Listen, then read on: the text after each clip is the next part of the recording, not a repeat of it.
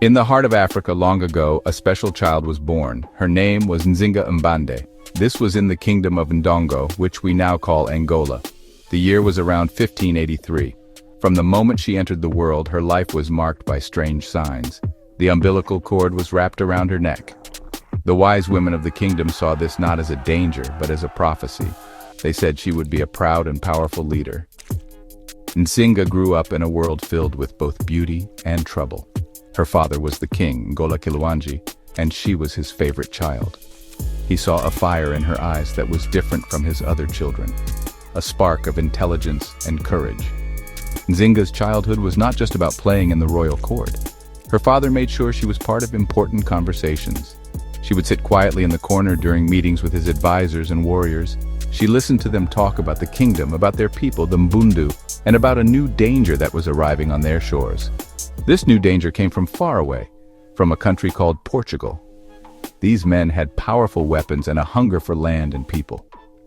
Nzinga watched her father's face fill with worry as he tried to protect their home from these invaders who wanted to capture his people and sell them into slavery. Unlike other girls in the kingdom, Nzinga received an education fit for a future ruler. Her father taught her how to fight, how to hunt, and how to use a bow and arrow. She learned the art of diplomacy, understanding how to speak with power and how to negotiate with enemies. She learned many languages, which would later become one of her greatest tools. But not everyone was happy about Nzinga's special treatment. Her brother, Mbandi, was jealous. He was the heir to the throne, but he lacked Nzinga's clever mind and strong spirit. He saw her as a threat to his power, and this jealousy created a dark shadow in their family. As Nzinga grew into a young woman, she became an expert in the politics of her kingdom. She understood the traditions of her people and the complex relationships between different groups. She also studied her enemies, the Portuguese. She learned their customs, their military strategies, and their language. This knowledge was like a secret weapon. While her brother saw only brute force, Nzinga saw that understanding your opponent was the key to victory. This unique education, combining the wisdom of her ancestors with the knowledge of her foes, prepared her for the incredible challenges that were waiting for her.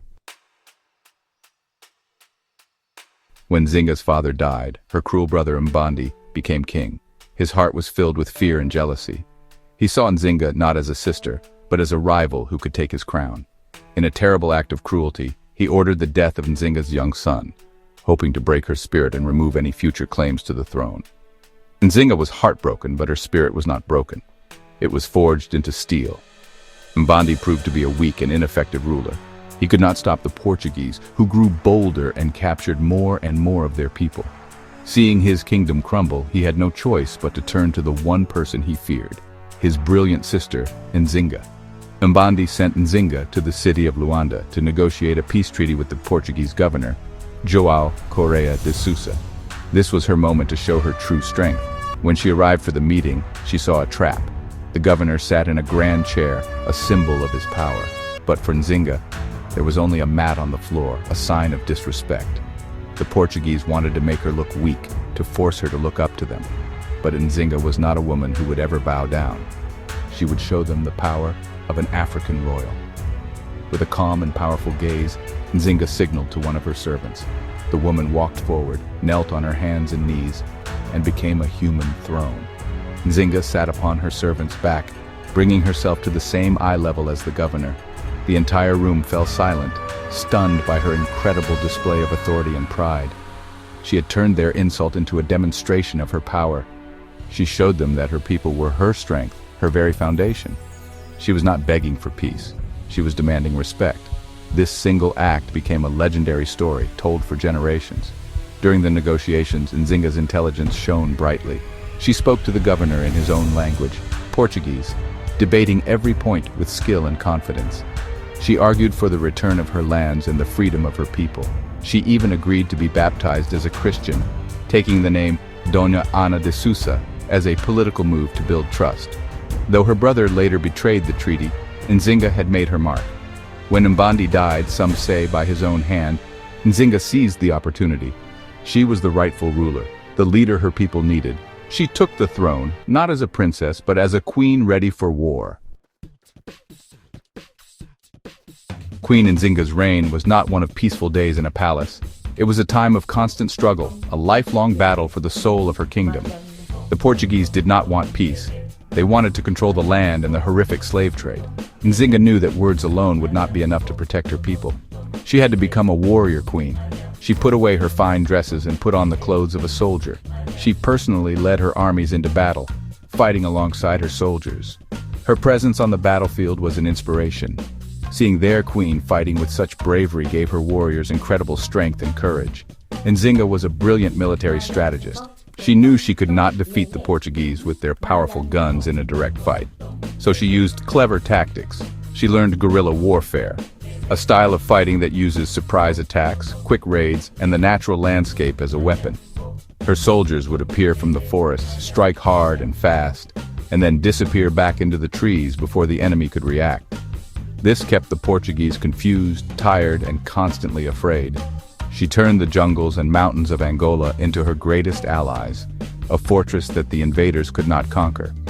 Understanding that she needed more allies, Nzinga used her diplomatic skills to build a powerful coalition. She reached out to other African kingdoms that were also suffering under Portuguese rule. She formed an alliance with the Dutch, who were enemies of the Portuguese, creating a partnership that brought her new weapons and resources. She was a master of politics, always thinking several steps ahead of her opponents. She even took over the nearby kingdom of Matamba, a place known for its fierce warriors, and made it the new center of her resistance. This gave her a secure base from which she could continue her fight. For over 30 years, Queen Nzinga fought tirelessly against the Portuguese and their brutal slave trade. Her main goal was to create a safe haven, a place where her people could live in freedom without the constant fear of being captured and sold. She disrupted the slave routes, attacked the markets, and offered refuge to those who had escaped from captivity. She became a symbol of hope and resistance for people all across the region. Her name was whispered with reverence by those who longed for freedom, and with fear by those who sought to enslave them. Her fight was not just for land. It was a fight for human dignity. As the years passed, Queen Nzinga never lost her determination. She ruled for decades, a long and powerful reign that was almost unheard of in such a turbulent time. Even in her old age, her mind was as sharp as ever. She understood that the world was changing, and that her kingdom needed stability to survive. After decades of war, she skillfully negotiated a final peace treaty with the Portuguese. This was not a surrender. It was a strategic move by a wise leader who had fought her enemies to a standstill. The treaty finally recognized her as the sovereign ruler of Matamba and Ndongo, securing her kingdom's independence. In her final years, Nzinga focused on rebuilding her nation. She created a stable government and established new trade routes that did not involve selling human beings. She encouraged the growth of her communities and worked to blend traditional Mbundu culture with some of the new ideas she had learned. She passed away peacefully in 1663 when she was around 80 years old. She had lived an extraordinary life, transforming herself from a clever princess into a warrior queen and a masterful diplomat. She had never been conquered, and her spirit of resistance remained unbroken until the very end. Queen Nzinga's legacy is a powerful story of courage, intelligence, and unwavering love for her people. She is remembered as a mother of her nation, a fierce protector who stood against the mighty colonial powers of her time. In Angola today, she is celebrated as a national hero. Streets, schools, and even a currency are named in her honor. Her story inspires people not just in Africa, but all over the world. It teaches us that one person armed with intelligence and an unyielding will can stand up to injustice and fight for the freedom and dignity of their people. Her life proves that leadership is not about gender or circumstance. It is about strength of character. Nzinga defied all the expectations of her time. She was a woman who ruled, fought, and strategized better than any man around her. She used her mind as her sharpest weapon and her heart as her strongest shield. The story of Queen Nzinga is more than just a history lesson. It is an enduring reminder that a true leader is one who dedicates their life to protecting their people. Her throne was not made of gold or jewels, but of the love and loyalty of those she fought to keep free.